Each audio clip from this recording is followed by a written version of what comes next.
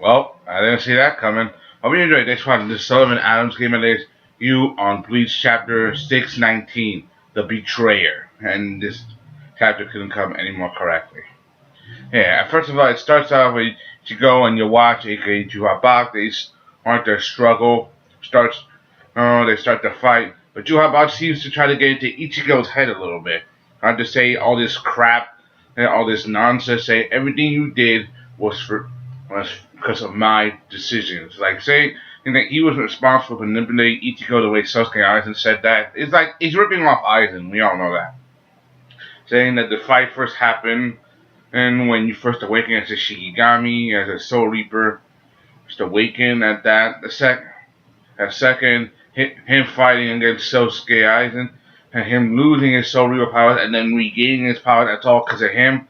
But we all know that's not nonsense. Like Juhabba didn't even exist to them. But then again, it's more like Aizen's MO. That's Aizen's MO, not Juhabba. He went on years, but then things got really, really low when Chuhabak started talking about Ichigo's mom, saying that your weakness killed her. That literally infuriated Ichigo. Like, when you talk about someone's mom in general, you definitely know somebody's gonna get mad. But when you say that you're responsible for her death, well then, you definitely know somebody's gonna be really, really mad. And Ichigo's no exception to the rule. I also gotta understand, and despite everything they do, everything they're trying to do, fight Ukitake, sacrifice herself, Ukitake sacrifice yourself. The others on their way. Others are on their way. The other Soul Reapers, the Visors, the rest of them are on their way.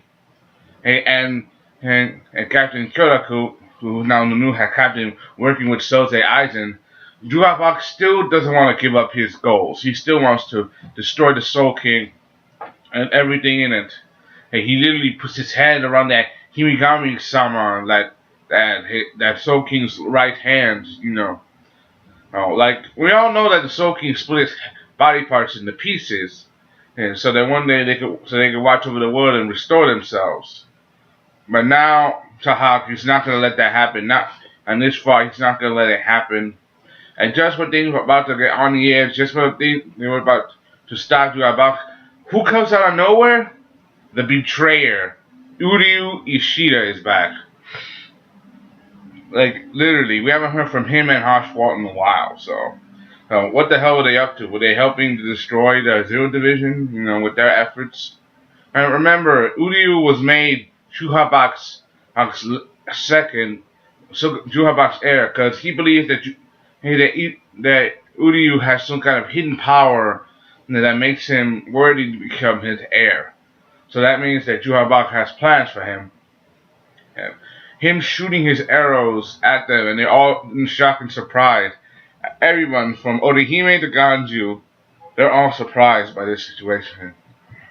But now that things are so messed up, and Juhabak's going to win this fight, and what is Ichigo is going to have no choice not only to fight Juhabak, but to fight against a man he once knew as his friend, now who's on the side of the enemy.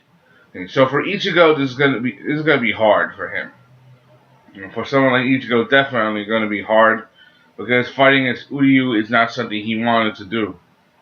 He knew when he went and followed Juhabak into the Soul Palace that he knew that he had to face Uryu sooner or later. Now, maybe the time. Maybe the time. It's going to be hard for him to fight against a former friend, but he knows he doesn't stop him and Juhabak, the world that they know will cease to exist. And this world they know will collapse and shudder into nothing but destruction and darkness. So yeah, you get my point. Right. So and this chapter was pretty fast, but you all get.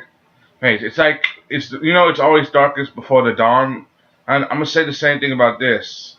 Like just that things thought was going to be good again, and it gets even darker than it is now because he's going to destroy the Soul King once more, and the world's going to collapse again, and become shudder without the Soul King. Mundo, the present world and the Soul Society, they're all gonna collapse again.